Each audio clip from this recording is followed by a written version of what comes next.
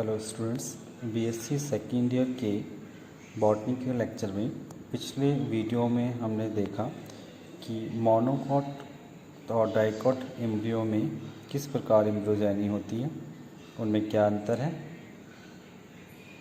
पिछले लेक्चर में हमने डिटेल में पढ़ा किस प्रकार जाइगोट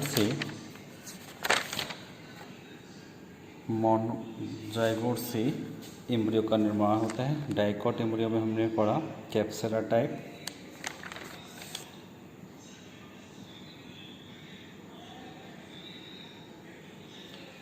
फाइनली क्या स्ट्रक्चर निकल के आता है एक मेच्योर डाइकॉट एम्ब्रियो का। साथ ही साथ सीड फॉर्मेशन पढ़ी, किस प्रकार सीड का निर्माण होता है। आज का टॉपिक उसी क्रम में पढ़ते हैं। एम्ब्रियोजेनी इन मोनोकॉट में एम्ब्रियो का निर्माण। और मोनोकॉट के लिए जो एग्जाम्पल बात करेंगे हम, वो बात करेंगे सेगिटेरिया सेगिटिफोलिया। मोनोकोटिलिडन प्लांट्स में एम्ब्रियो डेवलपमेंट की प्राइमरी स्टेज डाइकोटिलिडन एम्ब्रियो के डेवलपमेंट के लगभग समान होती है, यानी कि स्टार्टिंग में इन दोनों की जो स्टेजेस होती हैं डेवलपमेंट की, वो लगभग समान होती हैं।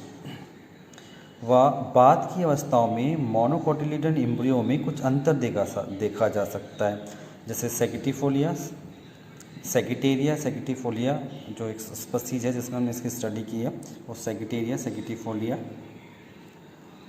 एम्ब्रियोजेनी मोनोकॉट में प्रिमिटिव फैमिली को दर्शाती है। तो इसी का एग्जाम्पल लेकर समझते हैं कि किस प्रकार मोनोकॉट एम्ब्रियो का निर्माण होता है।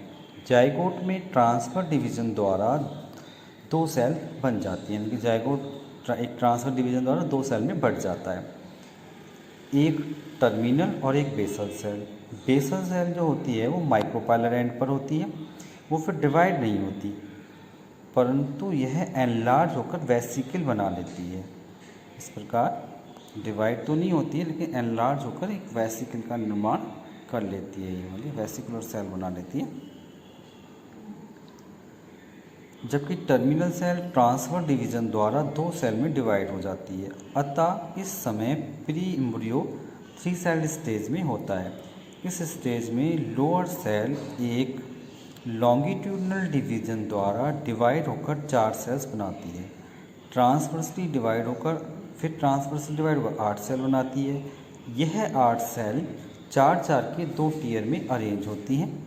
3 सेल स्टेज की मिडिल सेल ट्रांसवर्सली डिवाइड होकर 2 सेल्स बनाती है, जिनमें से नीचे वाली सेल कुछ डिवीजन के बाद लेटरल शूट एपेक्स का फॉर्मेशन करती है, तथा अपर सेल अनेकों डिवीजन द्वारा हाइपोकोटाइल, रूट कैप व सस्पेंसर आदि का फॉर्मेशन करती है। 8 सेल में पेरिक्लिनल डिवीजन द्वारा डर्मेटोजन बनता है। इसके बाद प्लेरोम का डिफ्रेंशिएशन होता है, तथा इसके बाद इंफीरियर रीजन में ग्रोथ और डेवलपमेंट होता है। क्योंकि मोनोकॉट है, इसमें एक कॉटिलिडन का निर्माण होता है, एक लेटरल शूट एपेक्स का फॉर्मेशन होता है, तथा एम्ब्रियो एक्सिस या कॉटिलिडन के बेस पर एक नोच का फॉर्मेशन होता है। देखिए किस प्रकार जाइगोट है, डिवाइड हुआ, basal cell terminal cell, basal cell तो वेसिकुलर सेल बना लेती है, फूल का टर्मिनल सेल डिवाइड होती है।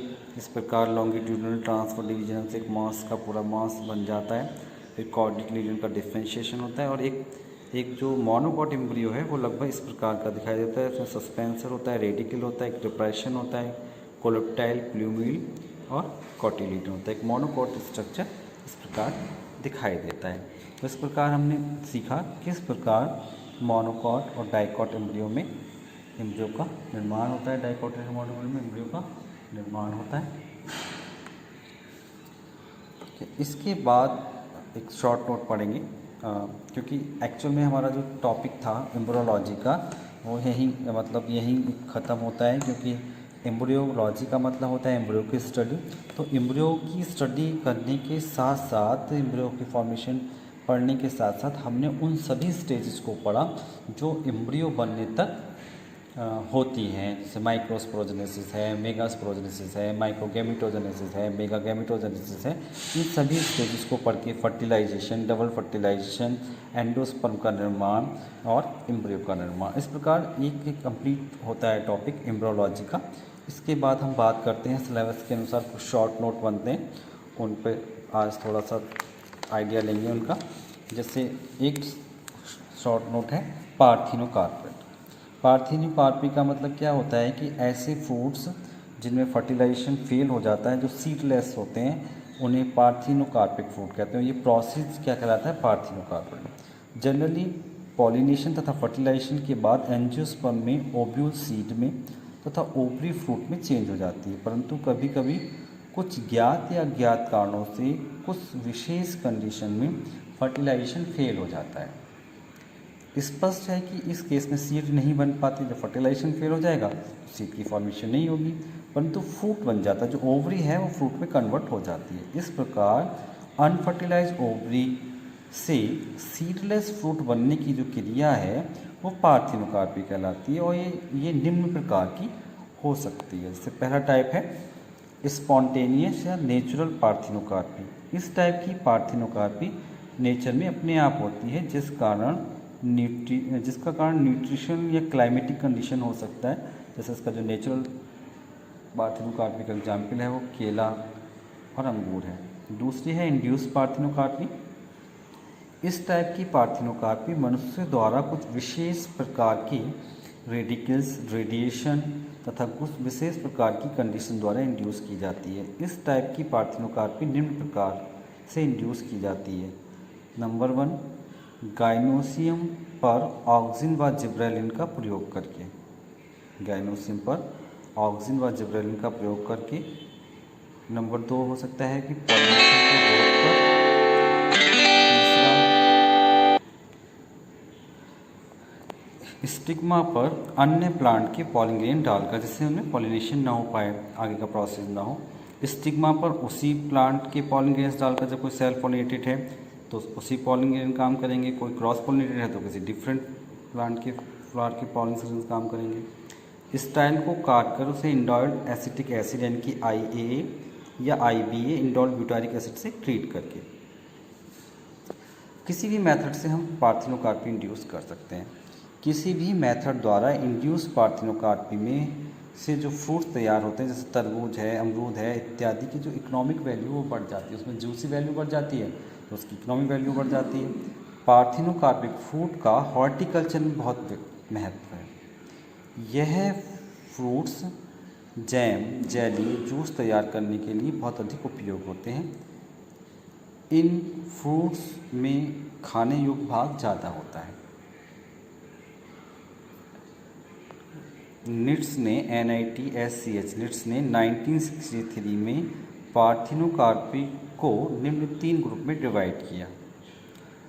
जैसे नंबर 1 जेनेटिक पार्थिनोकार्पी।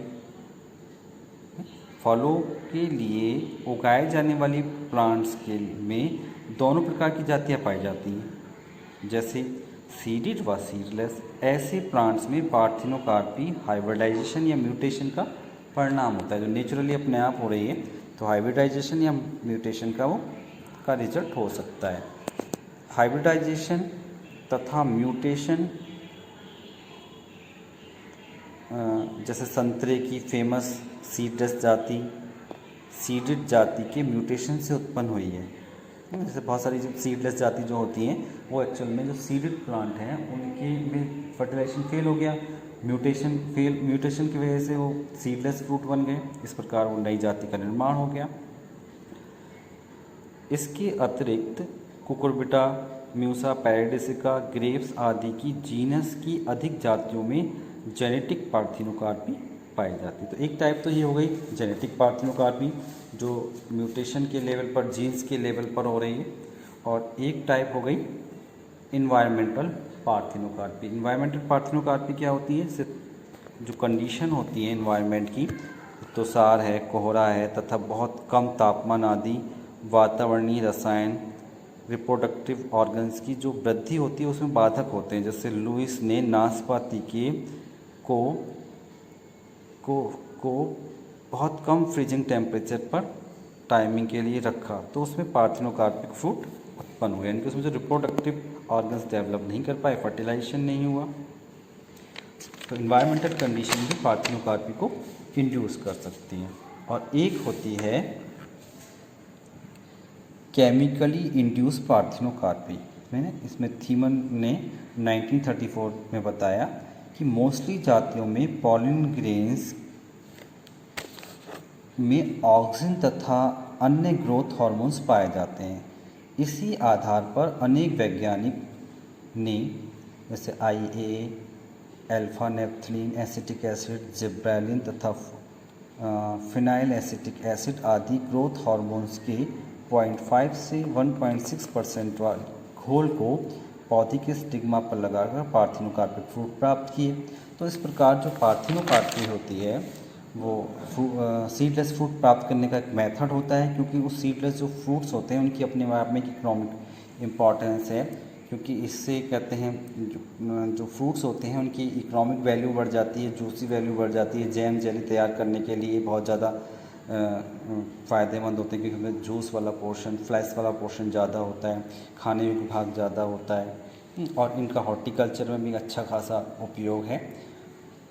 जो पार्थिनोकार्पिक इसलिए फ्रूट नेचर में भी अपने आप बनते हैं और उसको आर्टिफिशियल तरीके से भी बनाया जा सकता है। जैसे अगर हम नेचुरल बात करें तो स्पॉन्टेनियस या नेचुरल पार्थिनोकार्पी जो नेचर में अपने आप ही किसी भी क्लाइमेटिक कंडीशन या कोई न्यूट्रिशन की कमी है, किन्हीं कारणों से रिप्रोडक्टिव ऑर्गन्स नहीं बन पा रहे हैं, तो वो अपने आप नेचर में हो रही है। और दूसरी जो थी इंड्यूस पार्थिनोकार्पी एक तरीके से आर्टिफिशियल पार्थिनोकार्पी, जैसे मैन मेड है, जिसे ह्यूमन बीइंग को इंड्यूस करना पड़ता है अपनी ज़रूरतों के अनुसार। तो इसमें वो रेडिकल्स, रेडिएशन और कुछ और कंडीशन क्रिएट कर इंड्यूस कर सकते हैं। बहुत सारे एग्जांपल्स में हो सकते हैं, जैसे गाइनोसियम पर ऑक्सीजन उसी प्लांट सेल पॉलिनेटेड पर उसी के पॉलिन ग्रेन्स डाल दिए, क्रॉस पॉलिनेटेड पर कोई दूसरे पॉलिन ग्रेन्स डाल कर दिया उन्होंने। मतलब किस तरीके से हमें फर्टिलाइजेशन को फेल करना है, और केमिकल ट्रीटमेंट दे सकते हैं। जेनेटिक पार्थिनोकार्पी हो सकती है, और इन्वायरमेंटल कंडीशन से होने वाली और केमिकल से होने वाली पार्थिनोकार्पी।